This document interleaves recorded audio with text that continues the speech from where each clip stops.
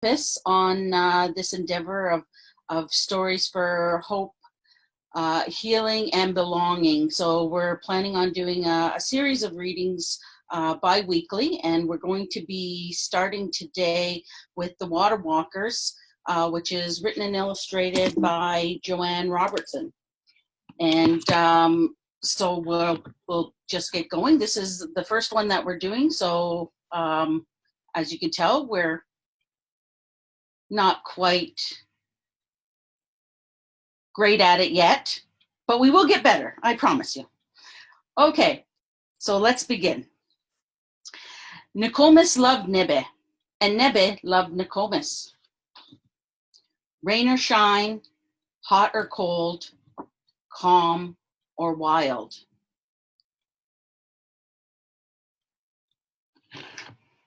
Every morning, like the women in her family before her, Nokomis hopped out of bed, and before doing anything else, she sang Gitchi Miigwech Nebe, for the life you give to every living thing on earth. I love you, I respect you. But one day, a wise Ogama told her, in my lifetime, the day will come when an ounce of water costs more than an ounce of gold. What are you going to do about it? Like an arrow, his words pierced Nokomis' heart. She looked around. She saw how people were disrespecting the water, wasting it, making it unfit for life. Day turned to night, nights turned to weeks, and Nokomis remembered the Ogama's words. A few moons went by, and then one night, Nokomis had a bawajgan. Early next morning, Nokomis called her sister and Quiwak over for tea to talk about their responsibility to protect Nebe. 4 days later, Nokomis and the Mother Earth Water Walkers, as they came to be known, found themselves standing on the side of the road, wearing sneakers. Nokomis carried a copper pail full of Nebe in one hand and a megze staff in the other. If no one noticed Nebe, maybe they would notice the Water Walkers. Maybe someone would ask why they carried Nebe in their copper pail. Maybe someone would be moved to protect Nebe too. Nokomis and the Mother Earth Water Walkers walked around all the Great Lakes and the St. Lawrence River. They walked every spring for 7 years. They prayed and sang to Nebe. They left Sema in every lake, river, stream, and puddle they met. They got up before the birds and went to bed when Nokomis Gizes rose. Nokomis was interviewed on television, in newspapers, and on radio. She was even in movies. But big companies, politicians, and even her next-door neighbors still did not feel the urgency to protect Nebe. What more can I do? Wondered Nokomis. A year later, over by the Atlantic Ocean, Inichikwe had a bawajgan, which she shared with Nokomis as soon as she woke up. Nokomis shared the bawajgan with all the people she had met during her previous walks. Word spread fast across Turtle Island. Everyone began to prepare. Next thing you know, there were Quiwaks standing at each salt nebe surrounding Turtle Island, with a copper pail in one hand and a megze staff in the other, all wearing sneakers. In the west, Nokomis and the Mother Earth Water Walkers set off from the Pacific Ocean saying, Nagajikji Nibeonje, I will do it for the water. 1 year after a devastating oil spill, Nokomis and the Water Walkers set off from the Gulf of Mexico, singing to Nebe and praying for the healing of Nebe. Water, we love you, we thank you, we respect you. Next, Nokomis and the Water Walkers set off for the Atlantic Ocean in the east. At the send-off, they walked barefoot on the rocks and the beautiful petroglyphs and sang to Nebe. Putting on their sneakers, they started out on the migration trail their ancestors traveled hundreds of years before. In the frigid north, The ice was 5 feet thick. Nokomis and the Mother Earth water walkers put sema on the frozen nebe, singing their thanks, respect, and love.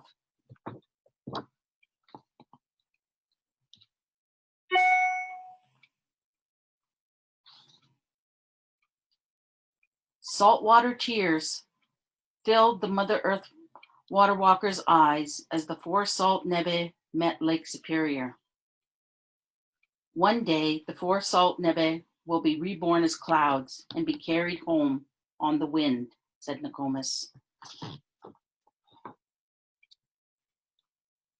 Nokomis went through 3 knees and 11 pairs of sneakers walking for nebe. She got her knees replaced and is at home resting up, taking the time to surf online for new sneakers.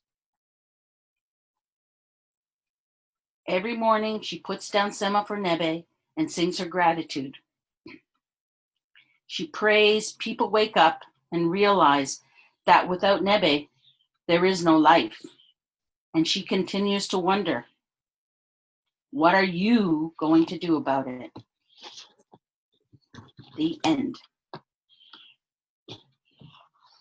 So this book was actually written about Nokomis Josephine Madwin, and she's an Ojibwe grandmother, and Nokomis actually means grandmother.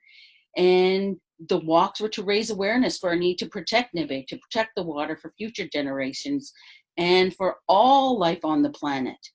Nokomis, along with other women, men, and young people, walked around the Great Lakes and the 4 salt waters, or the oceans, all the way to Lake Superior during one walk alone. During that walk, Josephine put almost 4,500,000 footsteps on her sneakers. And unfortunately, Nokomis has passed recently, but her dream continues, and this book will continue to ask us, what are we going to do about the water?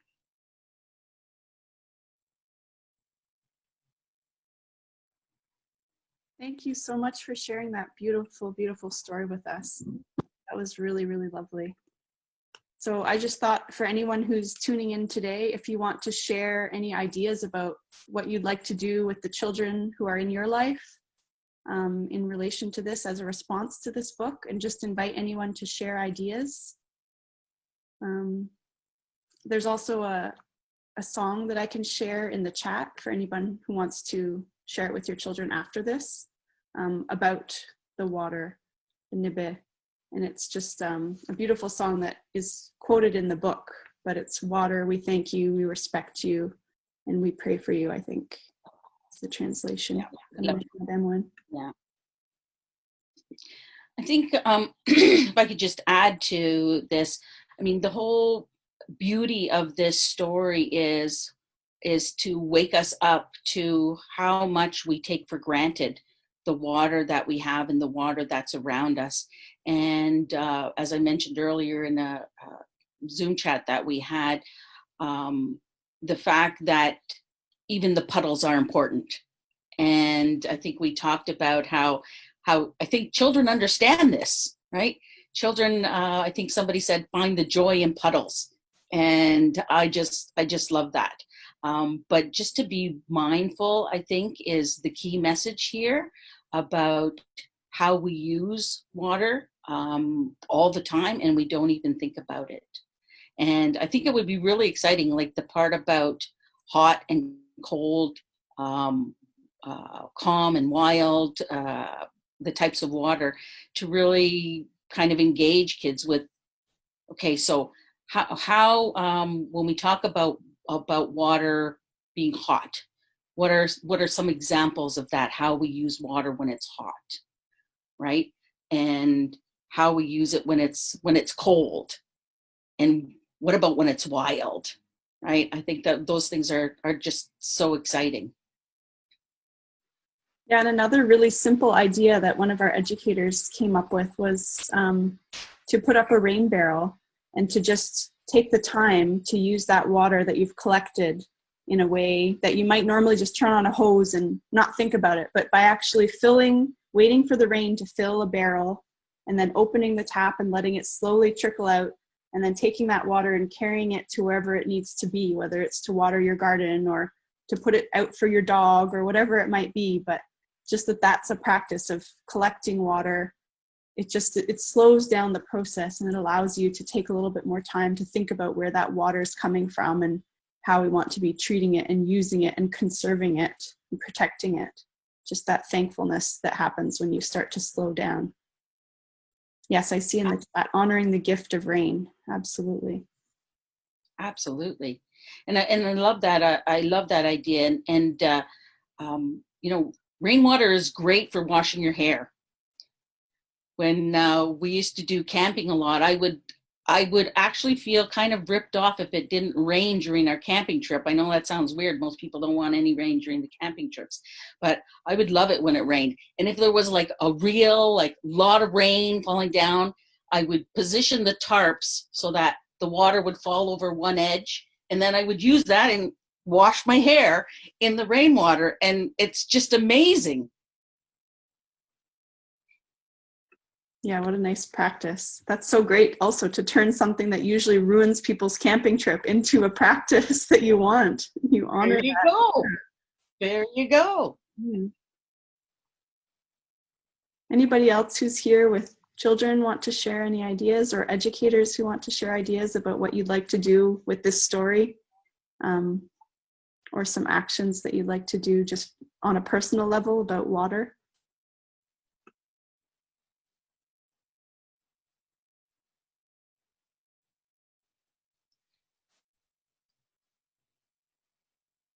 The other thing we talked about this morning was when we talked about collecting the water, we talked about an activity that parents might want to engage in with their children is the creation of water chains.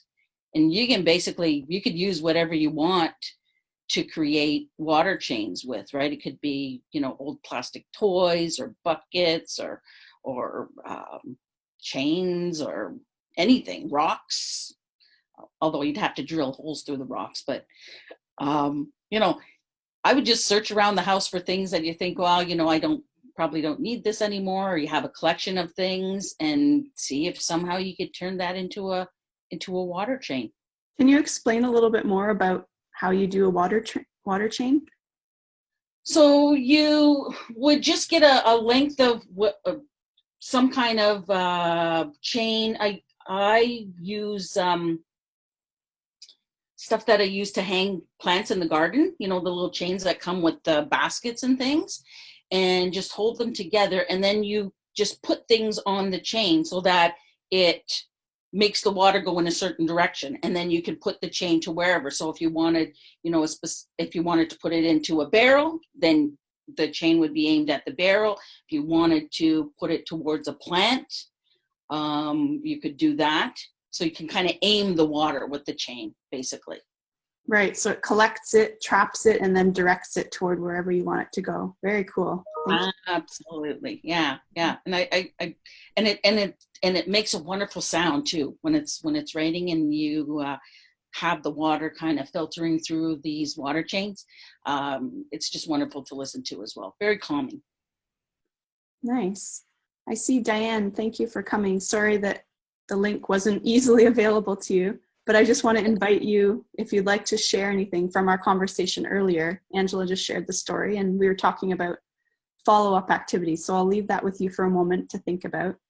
And one I just was thinking about for the educators that we work with at Compass, when we sit down at the beginning of like the first meal time or the first snack time, just what an opportunity it is every day to take a moment to just teach that gratefulness for water. What a simple action that would be at the beginning when everyone gathers and sits down to just thank the water before you take a sip. And just for children to get that practice from a young age, how it could influence the way that they see water going through their lives if that became a daily practice that we did in all of our classrooms with our over 2,000 children across our organization.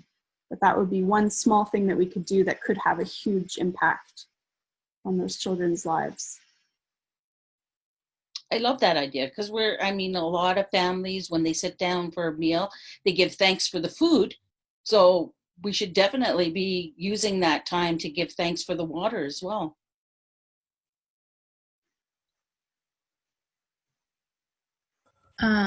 Yeah, that just sent me on a lot of different paths. I think about the fact that I've always lived where I had to deal with a well. And so we always had an understanding growing up that you can't waste water because there's only so much in the well.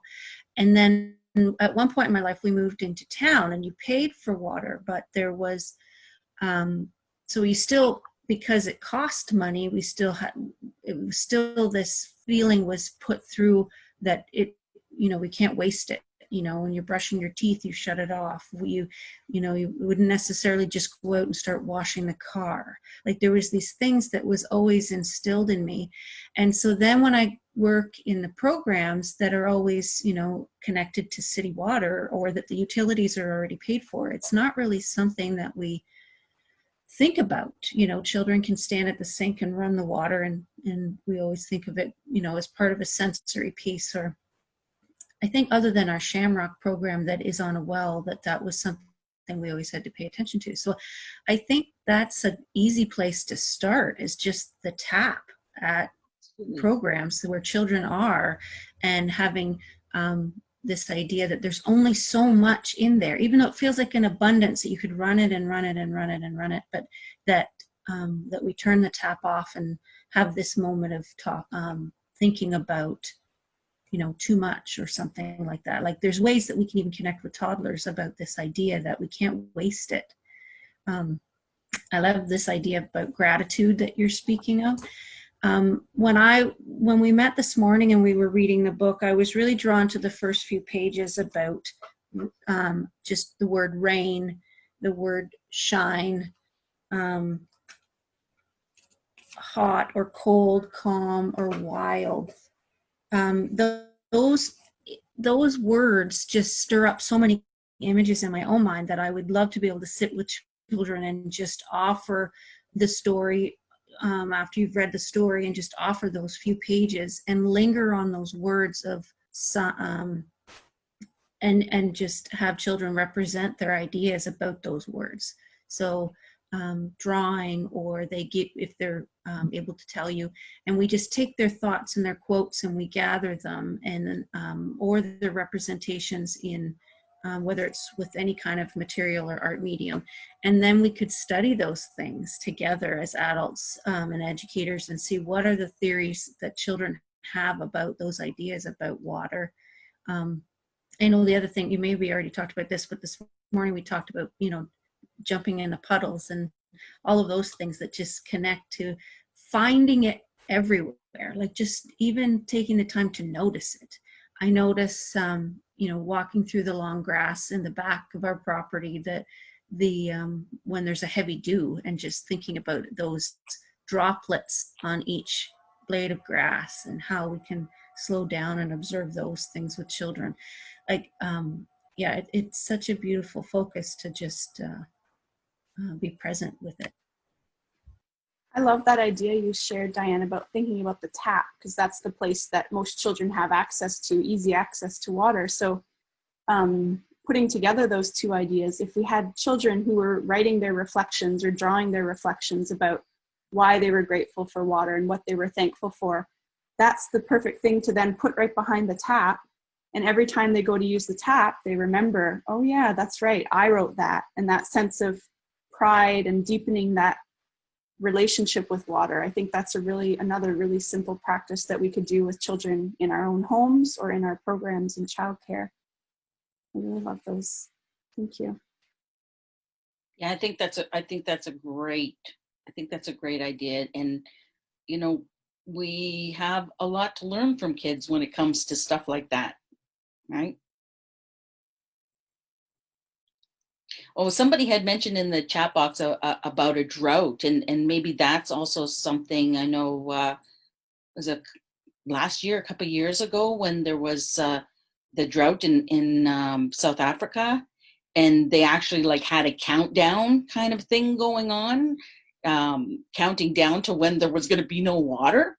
Like, I can't even imagine what that would feel like.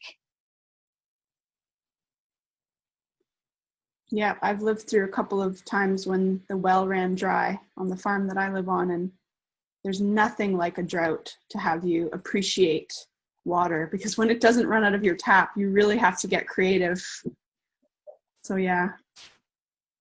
And yeah, I Yep. see in the chat about how we often speak about trees and the source as being the source of our paper in our classrooms, but we also need to be thankful for the source of water as well. Yeah. Well, is there anyone else that would like to share anything?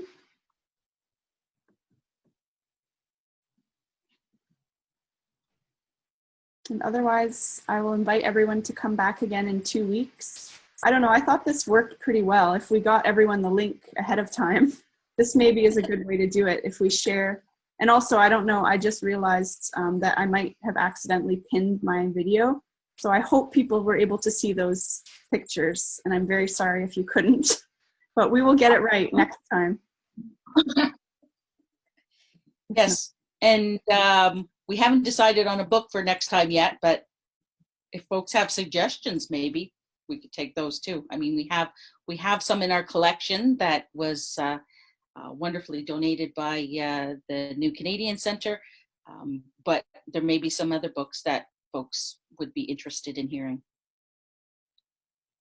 along the same themes of hope, healing, and belonging. Okay, well, thank you very much, everyone. Thank you so much, Angela, for being our lovely host. And we'll post information. We'll post on our Facebook page where the next link is. We'll probably post it next week for the following week. We'll do these every 2 weeks. Yeah. Okay. Thank you to the New Canadian Centre, the Community Race Relations Centre, and thanks for joining us on Compass Early Learning and Care. Bye, everyone. Bye.